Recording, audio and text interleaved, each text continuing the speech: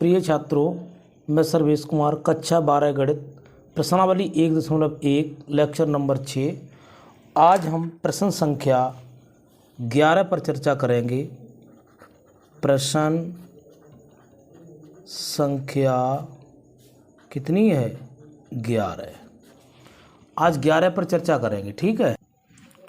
तो यहाँ पर प्रश्न नंबर 11, सिद्ध कीजिए किसी समतल में स्थित बिंदुओं के समुच्चय R में R बराबर P कामा Q बिंदु P की मूल बिंदु से दूरी बिंदु Q की मूल बिंदु से दूरी समान है द्वारा प्रदत्त संबंध R एक तुल्यता संबंध है। सबसे पहले इस पार्ट को सिद्ध करेंगे। तो पार्ट नंबर पहले को हम सिद्ध करेंगे कि इसमें तुल्यता संबंध है या नहीं है।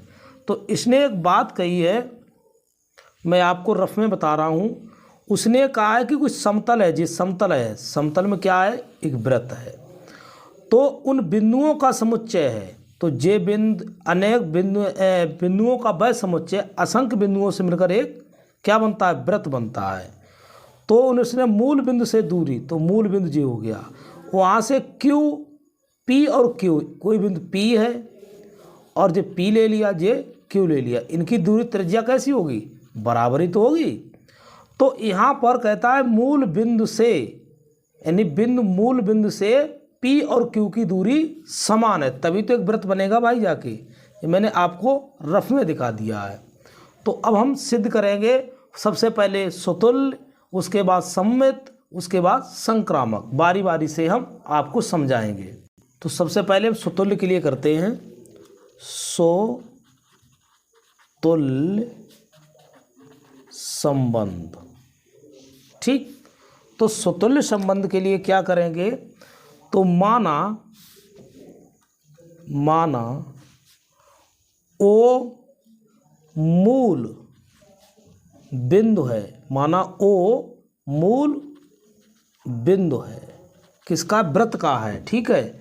बिंदु P की मूल बिंदु से दूरी, बिंदु P की मूल बिंदु से दूरी बराबर क्या हो जाएगी? OP, ठीक। तो OP मैंने यहाँ पर वृत्त भी बना दूंगा आपके लिए, P और Q, और जो O है आपका, ठीक है। तो यहाँ अब बिंदु Q की मूल बिंदु से क्या दूरी कितनी हो जाएगी? OQ। बोलो। अब इसी प्रकार कोई बिंदु ऐसे भी ले सकते हैं, इसी प्रकार कोई बिंदु, क्यों संक्रामक की जरूरत पड़ेगी, तो हमने ऐसे ले लिया यहाँ पर।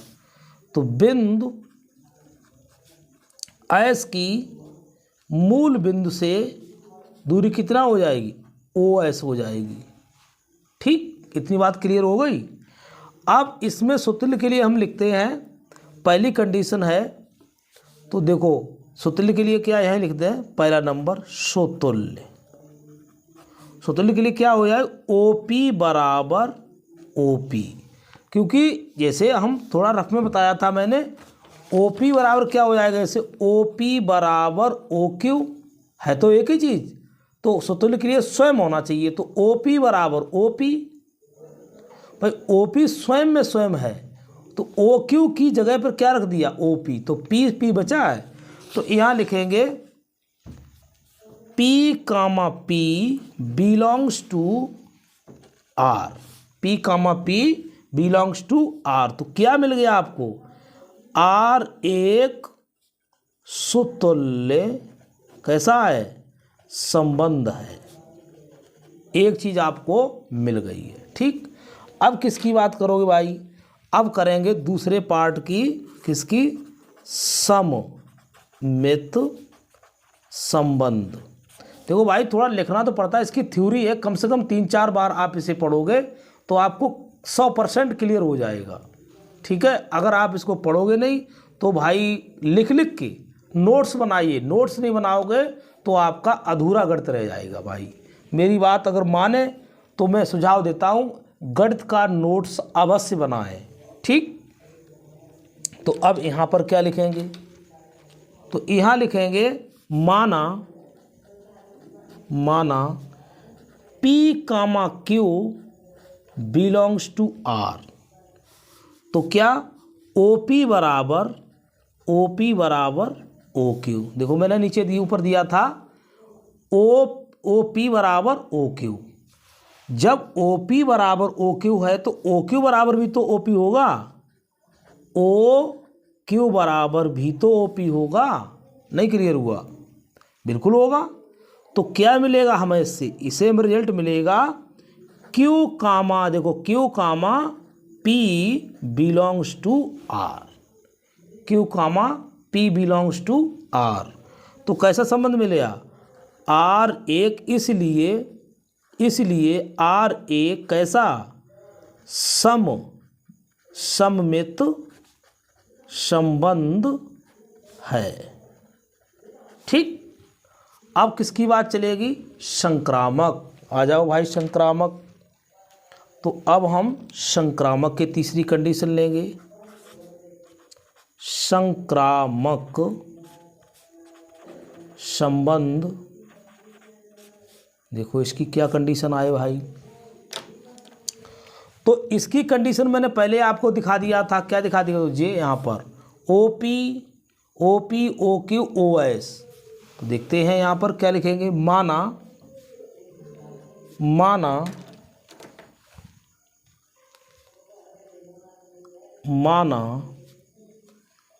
P, Q belongs to R तथा Q, S belongs to R। तो यहाँ पर लिखेंगे, यहाँ पर OP बराबर OQ तथा OQ बराबर OS। अब देखो OQ हटा दो, क्या OP बराबर OS आ जाएगा? इसको हटाने पर क्या मिल जाएगा? इम्प्लाई दैट OP बराबर OS। ठीक है। तो अब PS मिल गया आपके लिए यहीं पर। Imply that P, S belongs to R। ठीक। तो कैसा संबंध मिला? इसलिए R एक कैसा है? संक्रामक संबंध है। ठीक। अब तुमको ये भी मिल गया। अब तीन चीज़ें तुम्हें मिल गई। अब क्या मिला तुम्हें? चूंकि R सुतुल्य है भैया। और क्या है? सममित है। और क्या है? और संक्रामक है, संक्रामक भी है। तो इसलिए क्या हो गया? इसलिए हमारा R एक तुल्यता संबंध मिल गया। तुल्यता संबंध है। उम्मीद है क्लियर हुआ होगा।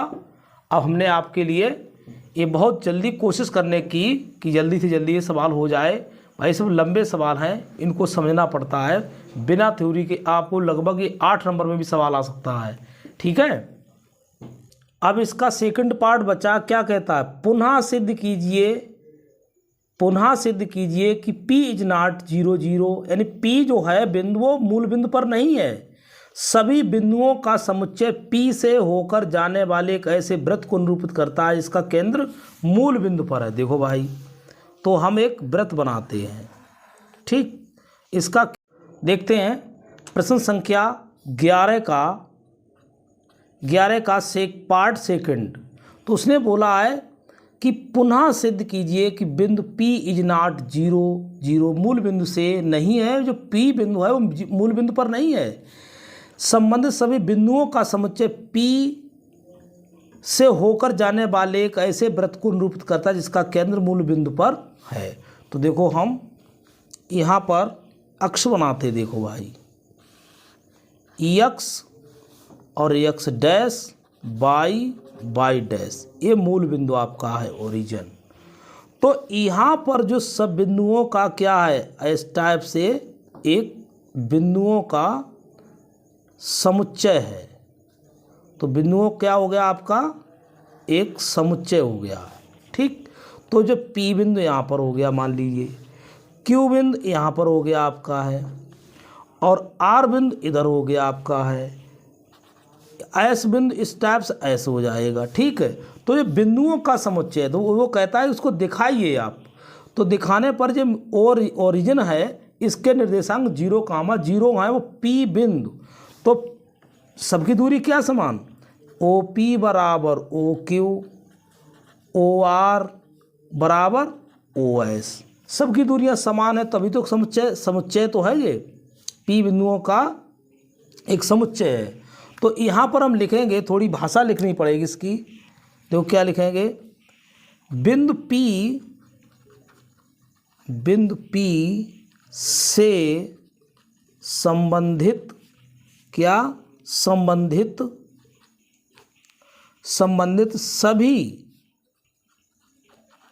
सभी अनंत बिंदुओं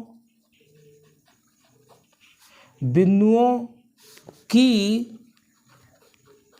मूल बिंदु से क्या है, मूल बिंदु से दूरी समान है। ठीक, अब अगला पॉइंट लगना चाहेंगे, किसी निश्चित बिंदु से समान दूरी पर स्थित सभी बिंदुओं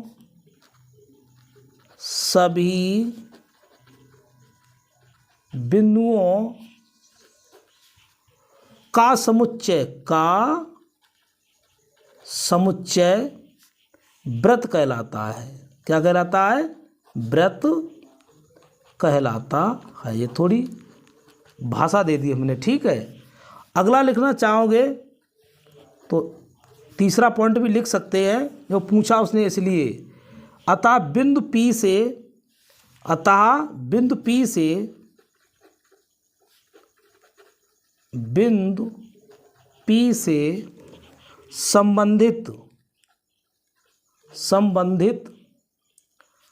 संबंधित क्या करेंगे, चलो ऐसे लिख देते, संबंधित सभी क्या बिंदु एक वृत्त को निरूपित करेंगे। क्या करेंगे, निरूपित करेंगे। ठीक है, जिसका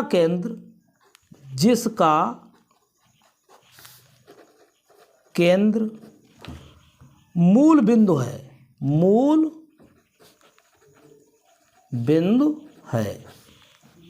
आपको याद करवाने के लिए ये हमने आपको थोड़ी थ्योरी लिखवा दी है, वो हो सकता है कि आपको क्लियर हुआ होगा। ठीक है, यानी बिंदु से संबंधित परिभाषा है, वृत्त से संबंधित परिभाषा।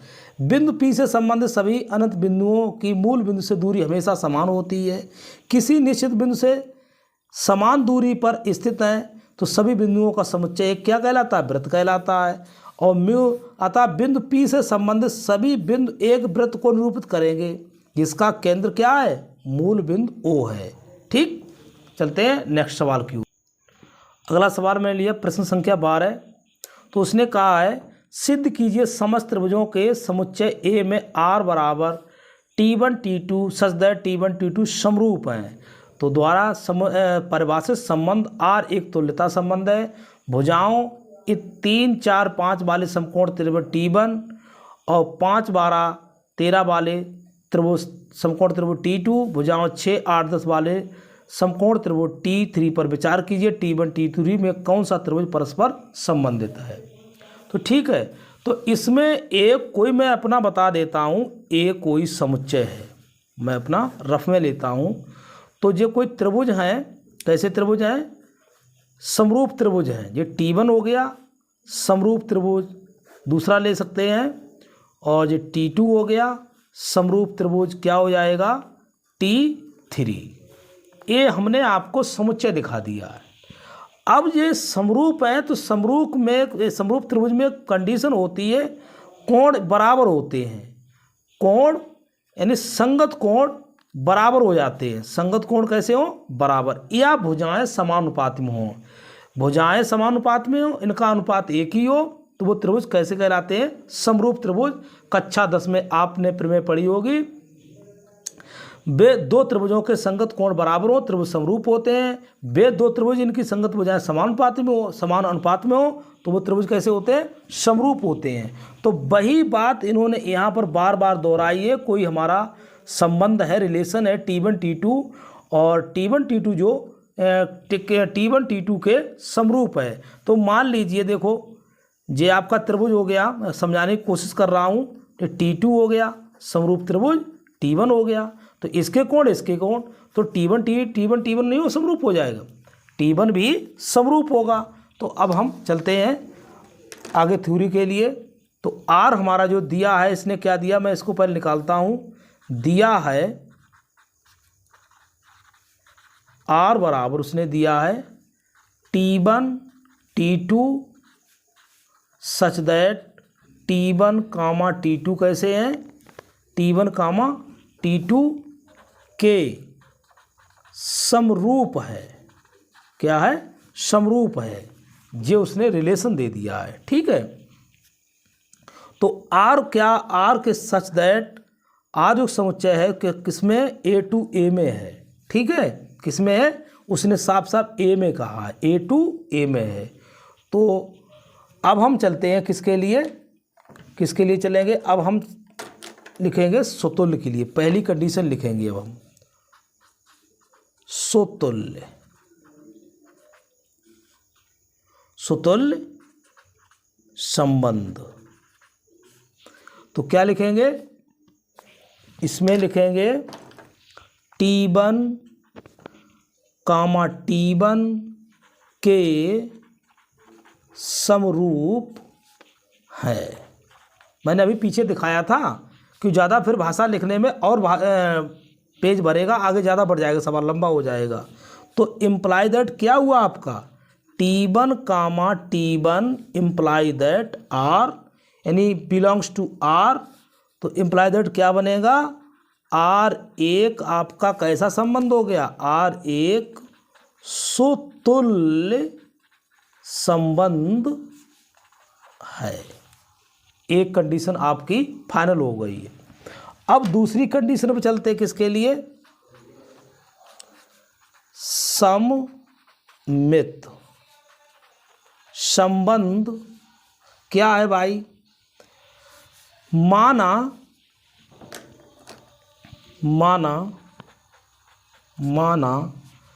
T1 comma T2 belongs to R, ठीक है। तो क्या बनेगा? T1 कामा T2 के कैसा है? समरूप है। समरूप त्रिभुज है। दिखाई नहीं देता इससे, है? दूसरी कलम पकड़े। T1 कामा T2 के समरूप है, ठीक। तो जब T1 कामा T2 के समरूप है, भाई माना मैंने T1 comma T2 belongs to R, तो T1 कामा T2 के समरूप हुआ, ठीक। फिर क्या लिखेंगे? T2 कामा T1 के समरूप है। तो जब T2 कामा T1 के समरूप है तो आपको रिजल्ट मिलने वाला है T2 comma T1 belongs to R। तो आपको रिजल्ट मिल रहा है R1 कैसा? R1 सममित संबंध है, ठीक। आपको ये भी बात मिल गई। अब तीसरी कंडीशन की ज़रूरत है। तो तीसरी कंडीशन के लिए क्या भाई मिलेगा? संक्रामक संबंध। तो संक्रामक संबंध के लिए क्या होगा भाई? अब हम यहाँ भी मानेंगे, माना T1 comma T2 belongs to R, ठीक। तो तथा T2 comma T3 belongs to R है। हमने मान लिया, थोड़ी माना T1 comma T2 belongs to R समरूप है और T2 कामा T3 भी समरूप है, ठीक है। अब इसमें जब समरूप देखो T1 कामा T2 के कैसा है, समरूप है, तो तथा यहाँ भी होना चाहिए, तथा T2 कामा T3 के कैसा है, समरूप है। उम्मीद है समझ में आ रहा होगा, ठीक है। प्रयास तो कर रहा हूँ, बहुत ज़्यादा आपको समझाने की कोशिश कर रहा हूँ। तो क्या हुआ, अब T1 कामा T2 के समरूप है और T2 कामा T3 के समरूप है। तो देखो मैं यहाँ भी लिख दी T1 समरूप T2 समरूप T3। तो क्या बचा, T1 comma T3 imply that T1 comma T3 belongs to R हो गया है। तो कैसा संबंध मिल गया, इम्प्लाई दैट R एक कैसा संबंध है, संक्रामक संबंध है। अब चूंकि एक चीज तुमको मिली है, चूंकि R सुतुल्य कामा सममित कामा और क्या है, संक्रामक संबंध है। तो इसलिए क्या हो गया, इसलिए R एक कैसा हो गया, तुल्यता संबंध है, यहाँ नहीं लगेगा, ठीक है। तो आपको तीनों चीज़ें मिल गई, देखो मैंने दिखा दिया, सुतुल्य मिल गया, सम्मित मिल गया, संक्रामक संबंध मिल गया। तो जब तीनों चीज़ें मिल गई तो R एक कैसा संबंध हो गया, R एक तुल्यता संबंध मिल गया है, ठीक। कोशिश की है और इसको भाई नोट जरूर करिए, नोट नहीं करो तब तक कोई सब बेकार है, कोई फ़ायदा नहीं आपको होगी। अब इसकी हम समरूपता की जांच भी करेंगे, ठीक है। अब देखिए मैंने सेकंड पार्ट लिया है, वो कहता है भुजाएं 3 4 5 और 3 4 5, तो T1 है, इसका नाम T1 हो गया। 5 12 13 का T2 हो गया। फिर कहे 6 8 10 क्या उसका नाम है, T3 नाम है। तो वो पूछता है वाले समकोण त्रिभुज T3 पर विचार कीजिए, T1 T2 T3 में कौन से त्रिभुज परस्पर संबंधित है। तो इसकी हम जांच करेंगे, जो पार्ट सेकंड है, पार्ट सेकंड, ठीक। तो इसकी जांच हम करेंगे, देखो क्या है। अब इसमें ये समकोण त्रिभुज है कि 3 का वर्ग 4 का वर्ग 3 का वर्ग 9 16 16 9 25 और इसका वर्ग 25, तो ये समकोण त्रिभुज तो हैं। तब अब केवल हम भुजाओं के अनुपात से ही पहचान सकते हैं कि कैसे त्रिभुज हैं, ठीक। देखो केवल T1 बा T3 की भुजाओं का अनुपात कैसा है, अनुपात समान है। जैसे 3/6 T1 और T3 की बात ले रहे हैं, इधर T1 है और इधर T3 है, तो 3/6 बराबर। अब आधार बटे आधार 4/8 बराबर। अब क्या 5/10, तो इसका क्या आ जाएगा, बराबर 1/2 3 दूनी 6 4 दूनी 8 5 दूनी 10 1/2 सब मिल गया। तो इसमें अब भुजाएं एक ही अनुपात में आ गई हैं, इनका अनुपात समान हो गया, त्रिभुज कैसे हो गए, समरूप हो गए। अतः क्या है, T1 समरूप त्रिभुज T3। अब इसी प्रकार इसको भी मतलब T1 T2 भी है, तो ऐसे लिख सकते हो, अतः ऐसे भी लिख सकते हो T1 बा T3 कैसे त्रिभुज समरूप त्रिभुज हैं। इतनी कहानी दर्शाना चाहो तो, और आप वो तो दर्शाने पड़ेगी, कह सकते हैं इसके लिए, ठीक है। चलते हैं अगले सवाल की ओर। 13वां सवाल देखिए, सिद्ध कीजिए समस्त बहुभुजों के बहुभुजों, याद रखो बहुभुजों, बहुत सी भुजाएं के समुच्चय ए में R बराबर P1 P2 such that P1 तथा P2 की भुजाओं की संख्या समान है। तो प्रकार से परिभाषित संबंध R एक तुल्यता संबंध है। सबसे पहले पार्ट 1 को सिद्ध करेंगे, फिर 3, 4, 5 लंबाई की भुजाओं वाले समकोण त्रिभुज से संबंधित समुच्चयों के सभी अवयवों का समुच्चय भी ज्ञात करेंगे। तो उम्मीद है क्लियर दिखाई दे रहा है। क्लियर नहीं दिखाई दे रहा? अच्छा ठीक। तो इसको देखिए, आप सिद्ध करना हमारे लिए। तो इसमें हम एक समुच्चय मैंने बना लिया, ऑलरेडी बना लिया है। इसमें बहुत सी भुजाओं वाली एक आकृति है, ए समुच्चय दे दिया है। देखो आप, त्रिभुज है, तो जो P1 P2 P3 P4 सब मतलब आकृति दे दी। इसमें 4 आकृति, इसमें 4 आकृति, तो ये भी तो P1 और P2 ले सकते हैं। और इसको नाम दे दिया P1, इसको भी दे दिया P2। अब इनकी भुजाएं 3, इसकी भुजाएं 3 है। तो ये कैसा स्वतुल्य हुआ कि नहीं, जिसमें स्वयं एक जैसा दिखाई दे। तो जैसे इसमें 3 आकृति, इसमें 3 भुजाएं, इसमें 3 भुजाएं, इसमें 3 कोण, इसमें 3 कोण, तो स्वतुल्य हुआ। ठीक है। तो इसी प्रकार हम इसको आगे बढ़ाते हैं। उसने साफ साफ लिखा है, क्या दिया है,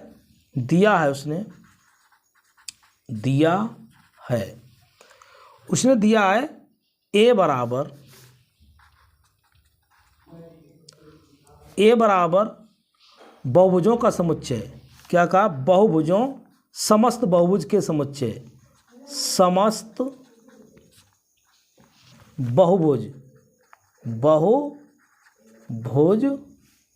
बहुभुजों के समुच्चय। ठीक, ये उसने दिया। और उसने रिलेशन कौन सा दिया? रिलेशन बहुत इंपॉर्टेंट है। तो रिलेशन उसने दिया है, क्या कहा है, R बराबर P1 comma P2 such that P1 तथा P2 की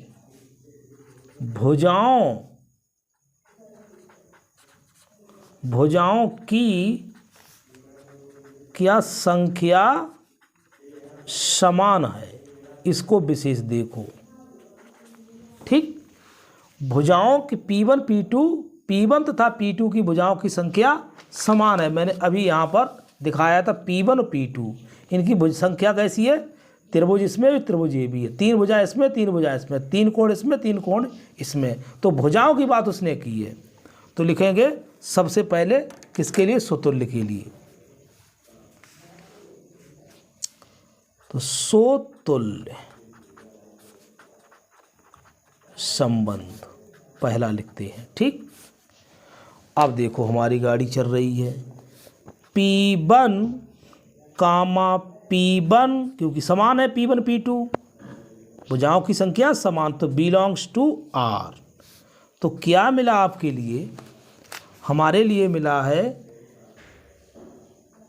P1 comma P1 belongs to R। तो R एक स्वतुल्य संबंध है। ठीक, अब क्या लिखेंगे किसके लिए? अब लिखेंगे हम सममित के लिए। दूसरा नंबर डाल दो, सममित संबंध। इसके लिए भाई चलेंगे। इसके लिए क्या है? P1 comma P2 belongs to R। ठीक है, तो लिखेंगे P1 तथा P2 की भुजाओं की क्या संख्या समान है। उसने दिया है P1 P2 की भुजाओं की संख्या, जो आकृति है P1 आकृति, P2 आकृति में भुजाओं की संख्या कैसी है, समान है। तो इम्प्लाई दैट P2 तथा P1 की भुजाओं की क्या संख्या समान है। ठीक, तो क्या है, imply that P2 comma P1 belongs to R। तो कैसा हुआ, अतः R एक सममित संबंध है। ये भी तुमको मिल गया। ठीक, अब क्या चलेंगे भाई, अब तीसरी कंडीशन आई भैया हमारी संक्रामक की। संक्रामक की आई है, तो संक्रामक संबंध, तो इसमें देखो आप, तो वही चीज़ लिखेंगे हम। माना, इधर से लिख लेंगे, माना P1 comma P2 belongs to R। ठीक, तथा P2 comma P3 belongs to R।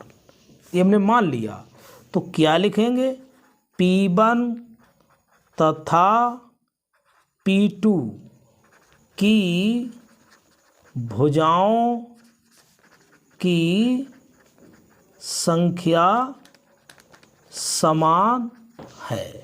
ठीक, तो जब P1 P2 की भुजाओं की संख्या समान है तो P2 P3 की भी होनी चाहिए। तो इसी प्रकार लिखोगे P2 तथा P3 की भुजाओं की संख्या भी समान है। अब P2 P3 को अगर P2 P2 गायब कर दो, क्या बच गया, P1। तो इसी प्रकार P1 तथा P3 की भुजाओं की संख्या भी समान है। ठीक, तो हमें कुछ मिलने जा रहा, P1 comma P3 belongs to R। तो कैसा हुआ, अतः R एक कैसा संबंध, R एक संक्रामक संबंध है। ठीक, अब तुमको एक चीज़ मिल गई है, R आपका मिल गया। देखो अब आपको क्या क्या मिला, देखो चूंकि आपको मिला है R सुतुल्य कामा सममित कामा संक्रामक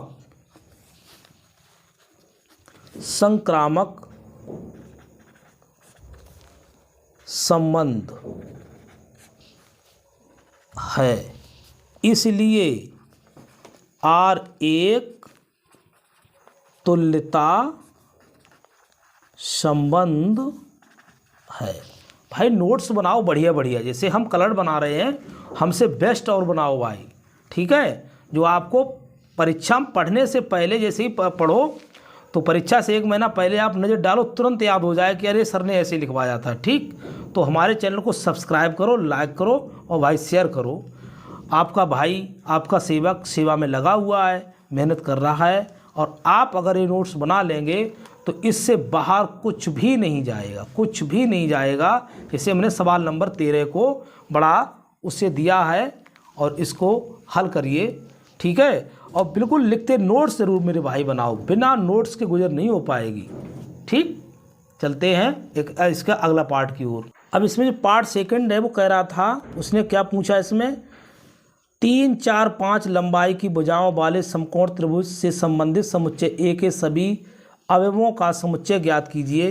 तो इसमें हम क्या बताएंगे, बहुत छोटी चीज़ है इसमें, समुच्चय ए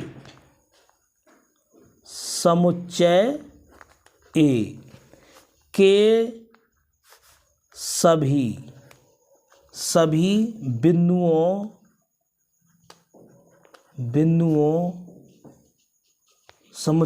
बिंदुओं का समुच्चय भुजाओं 3, 4, 5 वाले समकोण त्रिभुज समकोण त्रिभुज से क्या हैं, संबंधित हैं। ये टिप्पणी आपको बतानी है।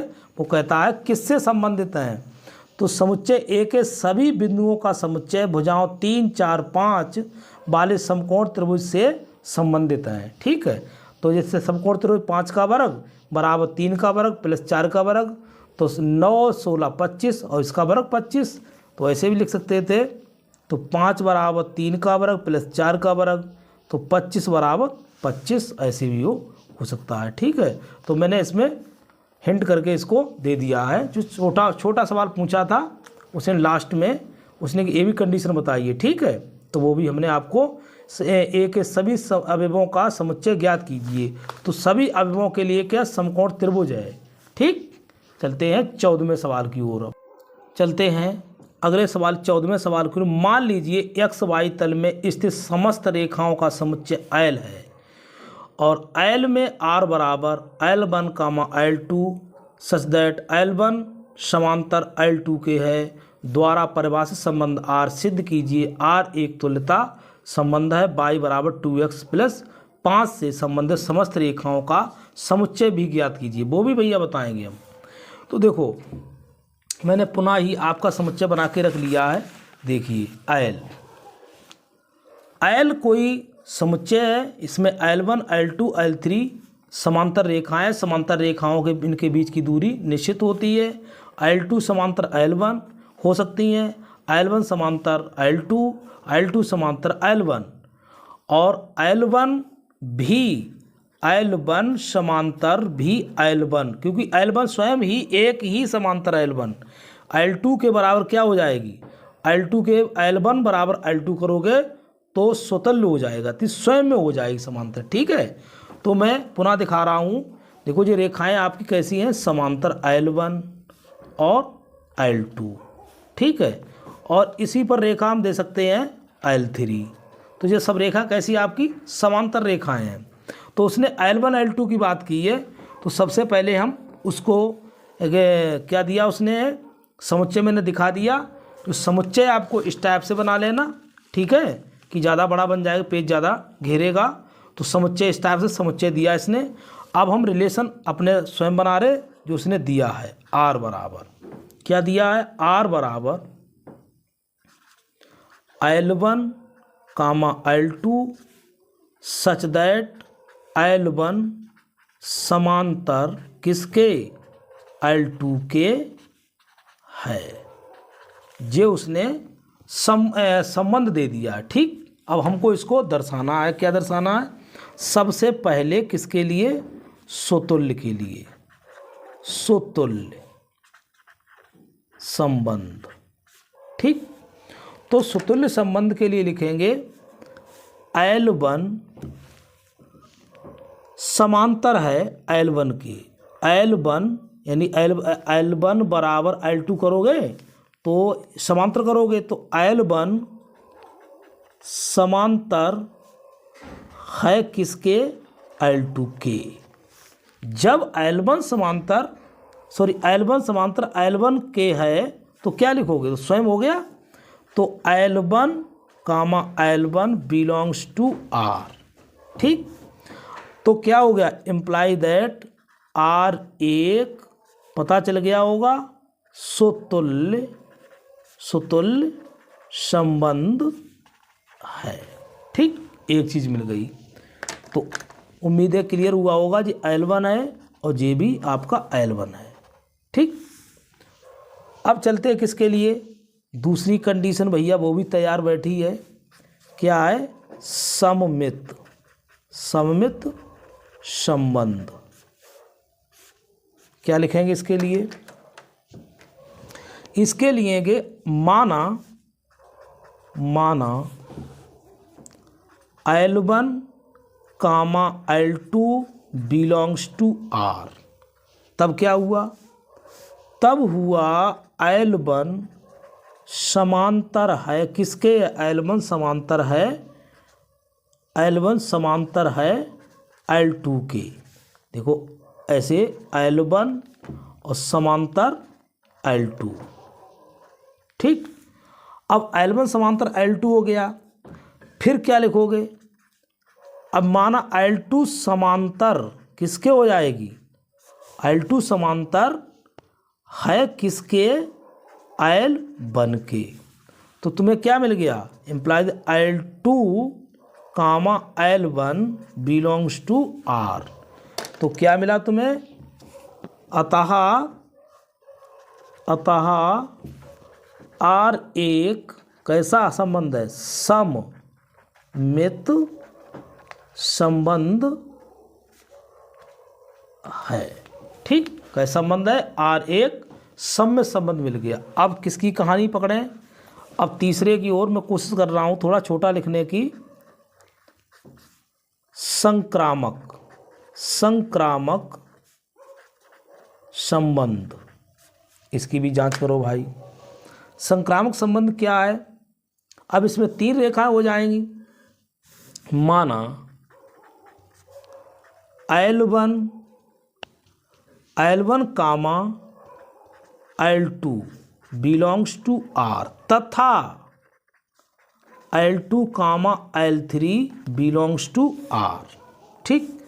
तो लिखोगे, फिर क्या लिखोगे? L1 समांतर है किसके? है L1 समांतर है L2 के, तथा L2 समांतर है किसके?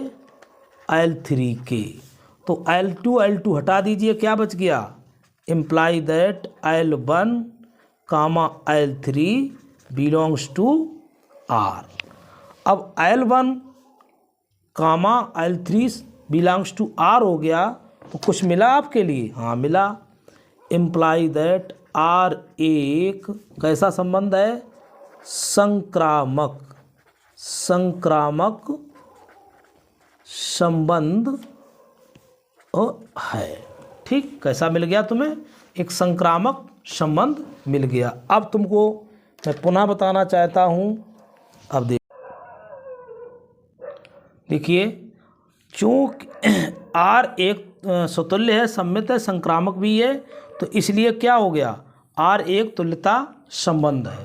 तो प्रिय छात्रों, आपको अच्छा लगा होगा तो हमारे चैनल को सब्सक्राइब, पूरा वीडियो देखा करो, सब्सक्राइब करिए और पूरा वीडियो विधिवत 2-3 बार देखो, तो संबंध और फलन आपको एक बार बहुत अच्छे समझ में आ जाएगा।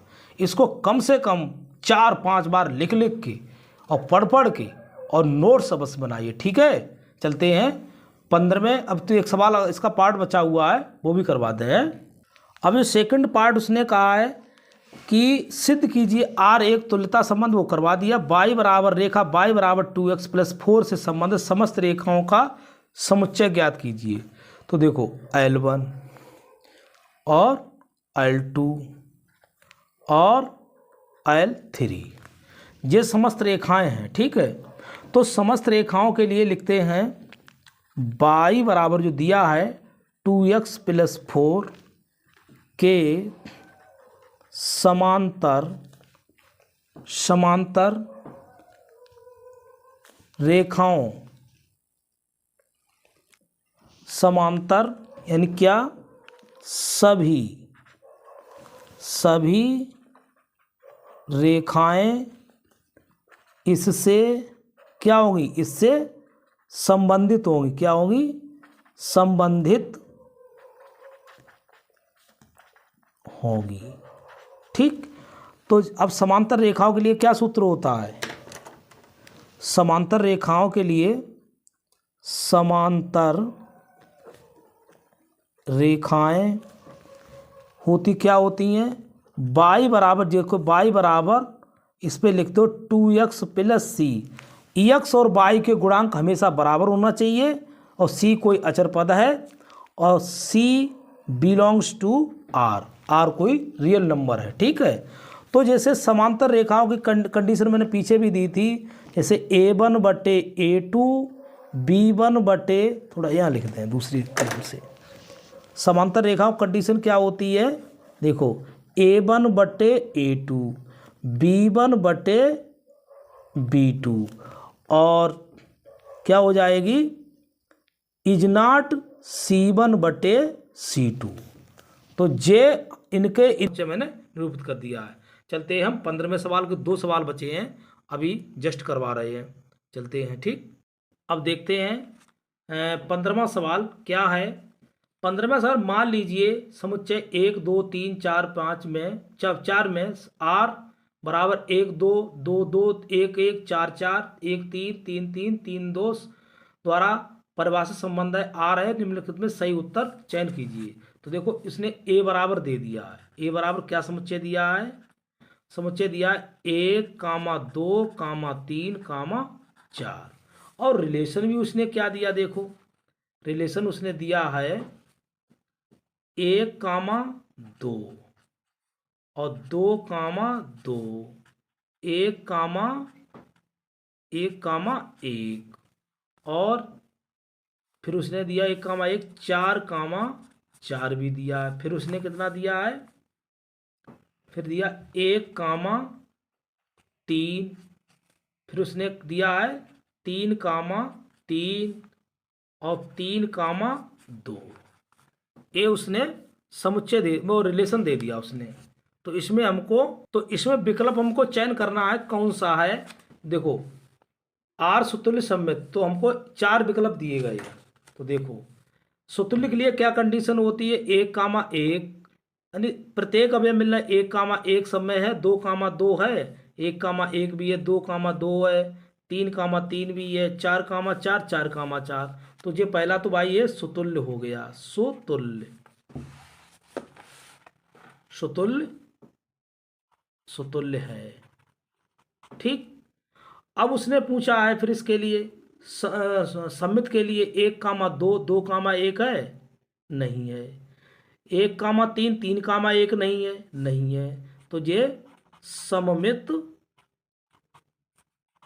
नहीं है। संक्रामक के लिए देखो, संक्रामक के लिए देखो, या इसमें लिख दें 1 2 बिलोंग्स टू आर, और क्या नहीं है 2 1 is not belongs to R. तो ये तो इसकी कंडीशन हो गई, और ये तो सब हैं 1 1 बिलोंग्स टू आर, और सभी हैं। ठीक है, डॉट डॉट करके लगा दो। चलो 1 छोटी कलम से लिखते हैं, 1 1 बिलोंग्स टू आर, और 2 2 बिलोंग्स टू आर, और 3 3 बिलोंग्स टू आर, और 4 4 बिलोंग्स टू आर। इसलिए ये कैसा है, स्वतुल्य है। अब उसकी किसकी कंडीशन है, संक्रामक की चेक करें भाई। संक्रामक, संक्रामक के लिए क्या देखेंगे, अब संक्रामक के लिए देखेंगे 1 2, 1 2 और 2 2, और 2 1 1 भी है। तो ये कैसा है, संक्रामक भी संबंध है। ठीक, तो जिसमें कौन सा ऑप्शन, अब इसमें ऑप्शन वाई देखो 1 नंबर पूछा जाता है, तो आर सुतुल्य संक्रामक है किंतु सम्मित नहीं है। तो किंतु सम्मित नहीं है, देखो तो कौन सा ऑप्शन सही इसमें है, बिल्कुल ही बी वाला राइट ही आंसर है। ठीक, उम्मीद है क्लियर होगा, क्लियर हुआ होगा, और मैंने आपको बिल्कुल ही वैसे अलग अलग करके समझा दिया है। ठीक, अब चलते हैं 16वें सवाल की ओर। 16वें सवाल की ओर, ये 16वां क्वेश्चन, मान लीजिए समुच्चय n में, तो n बराबर हम लिख देते हैं कितना, 1 2 3 डॉट डॉट, ये समुच्चय हो गया। अब r बराबर इसने क्या दिया है, r बराबर a b such that a बराबर b -2, और b का भी मान लेना चाहिए 6 से बड़ा। तो देखते हैं यहाँ पर, तो इसमें ऑप्शन दे चेक करेंगे, तो b का वो मान लेंगे, तो b बराबर जो मान लेंगे 7 8 9। तो देखो अब a बराबर हमने रखा है, दिया है b -2, तो बी का मान रखा मैंने, बी का मान 7 रखा, तो 7 माइनस 2 5।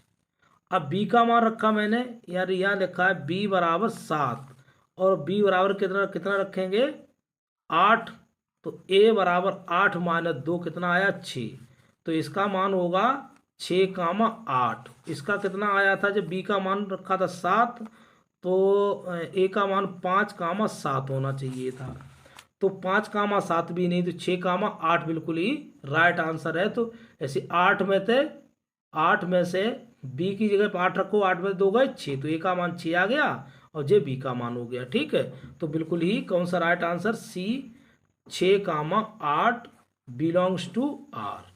तो ये आपका बिल्कुल ही राइट आंसर हुआ है। उम्मीद है कोशिश की है आप लोगों को समझाने के लिए। अब हम बारी बारी से आप लोगों को उदाहरण समझाएंगे और एक एक करके, और कोई समस्या है तो कमेंट बॉक्स में अवश्य लिखें। ठीक है, जय हिंद, जय भारत।